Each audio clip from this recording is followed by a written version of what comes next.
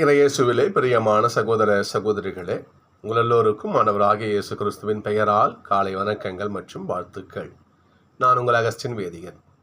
இன்று அக்டோபர் மாதம் 7ஆம் தேதி 2025ஆம் ஆண்டு.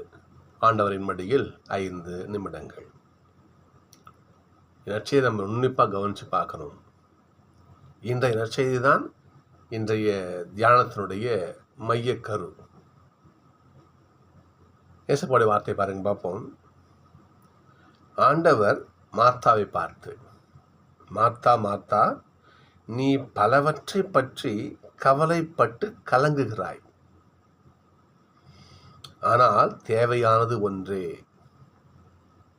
மரியாவோ நல்ல பங்கை தேர்ந்தெடுத்து கொண்டாள்.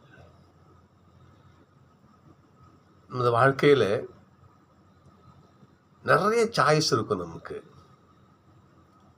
என்ன சாய்ஸ்லன்னு சொல்லுங்க பார்ப்போம். நிறைய சாய்ஸ் இல்லாத ஒரு நிமிஷம் கூட கிடையாதுன்னு சொல்லலாம். நம்ம உடுத்துகிற துணியிலேருந்து, சாப்பிட்ற சாப்பாட்டிலேருந்து, இல்லையா, இன்னும் வேற என்ன, போடுற கண்ணாடி, காலுக்கு போகிற செருப்புலேருந்து, வைத்தியம் பார்க்குற ஆஸ்பத்திரியிலேருந்து, சரிங்களா, எல்லாத்துக்கும் சாய்ஸ். இதெல்லாம் இது பெட்ரு. ஸோ நமது முன்பாக நிறைய சாய்ஸ் இருக்குது. ஆனால் நாம் எதை தேர்ந்தெடுக்கிறோங்கிறது மிக முக்கியமான விஷயம். சகோதரர்களே,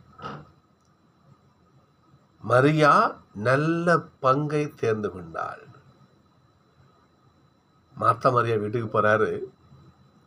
இங்கே 2 பேருமே இயேசுக்கு பிடித்தமான பிள்ளைகள் தான். 2 பேருமே மார்த்தா 2 பேருமே. மார்த்தா என்ன பண்றாங்க? ஆண்டவருக்கான உணவு தயாரிக்கிறது, அதுவும் கடவுளுக்குரிய காரியம்தான். அது தப்புன்னு சொல்ல வரல. இருந்தாலும் மார்த்தா பெரிய பாவி கிடையாது. ஞாபகம் வச்சு நல்லா கவனிக்க. நீங்கள் மார்த்தா பெரிய பாவம் பண்ணிட்டாரா? ஒன்றும் கிடையாது. ஏசப்பன் வீட்டுக்கு வந்திருக்கிறாரு, அவருக்கு ஏதாவது நல்லது போல சமைச்சு கொடுக்கணும், போகணும், அவருக்கான காரியங்களை அந்த அம்மா செய்கிறாங்க. தப்பு கிடையாது. இருந்தாலும் அதை காட்டிலும் ஆண்டவருடைய வார்த்தையை கேட்குறாங்க பாருங்க. அவருடைய வார்த்தைக்கு செவி கொடுக்குறாங்க பாருங்க. ஆண்டவரை பார்த்து, ஆண்டவரே பேசும் அடியான்னு கேட்கிறேன் சாமுவேல் சொன்னது மாதிரி, ஆண்டவரை பேச சொல்லி அவர் வார்த்தையை நம்ம காதில் வாங்குறோம் பாருங்க. இறை வார்த்தையை கேட்டு உள்வாங்குறோம் பாருங்க. அதான் நல்ல பங்கு. அந்த நல்ல பங்கை மரியாள் தேர்ந்து கொள்கிறார். இசப்பா கூட பாராட்டு பாருங்க. மார்த்தா, நீ பலவாட்டு நினச்சி கலங்கிட்டு இருக்கிற. மரியா நல்ல பங்கை தேர்ந்து கொண்டால் அது அவள் எடுக்கப்படாது. அவருக்கு விட்டுறவளை. கடவுளுக்கு செவி சாய்ப்பது, கடவுளுடைய வார்த்தையை கேட்டு அதிலே திளைத்திருப்பது என்பதுதான் நல்ல பங்கு. இன்றைக்கு முதல் வாசகம் கவனிக்கணும். யோனா போறாரு. நினிவே நகரத்துக்கு போறாரு.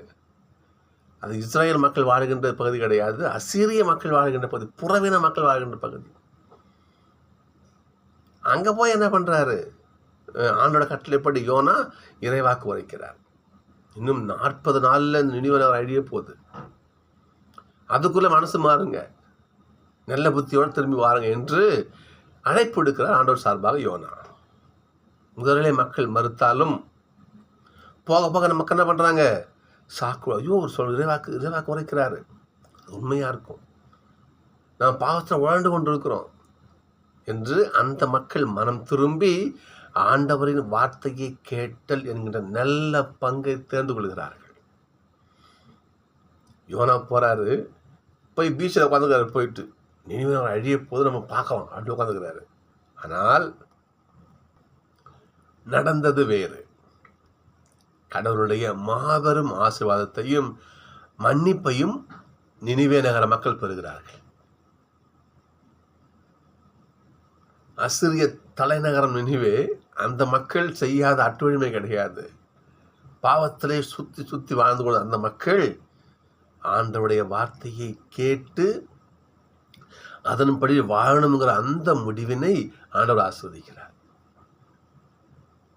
நினிவே நகரம், நினிவே பட்டினம் நெருப்பால் அழியும் என்கின்ற அந்த ஆண்டவருடைய முடிவை அவர் மாற்றிக்கொள்கிறார்.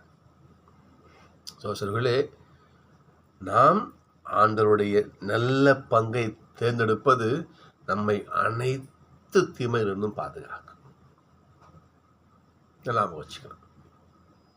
இந்த திருப்பாடல் பாருங்க பார்ப்போம். ஆண்டவரே, நீரின் குற்றங்களை மனதில் கொண்டிருந்தால் உமக்கு முன் யார் நிற்க முடியும்? நீரோ மன்னிப்பளிப்பவர்.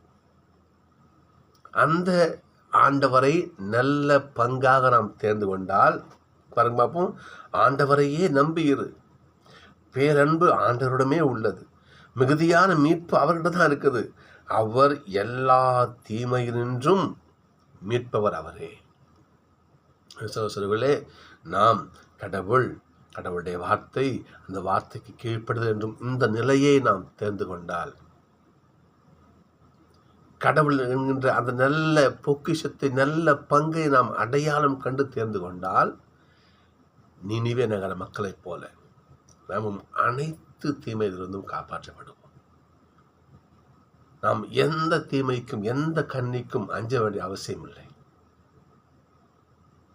எந்த தீமை கை கொள்ள முடியாது. சகோதரர்களே, நாம் நம்முடைய வாழ்க்கையில் கடவுள் நிறைய சாய்ஸ் கொடுத்து வச்சிருக்காரு. நிறைய சாய்ஸ். இதுதான் எடுத்துக்கொண்டு கடவுள் திணிக்கல எதையுமே நமக்கு. கடவுள் வாய்ப்பு. அப்போ அந்த வாய்ப்பை பயன்படுத்தி நாம் நல்ல பங்கினை தெரிந்து கொள்ள வேண்டும் சகோதரர்களே.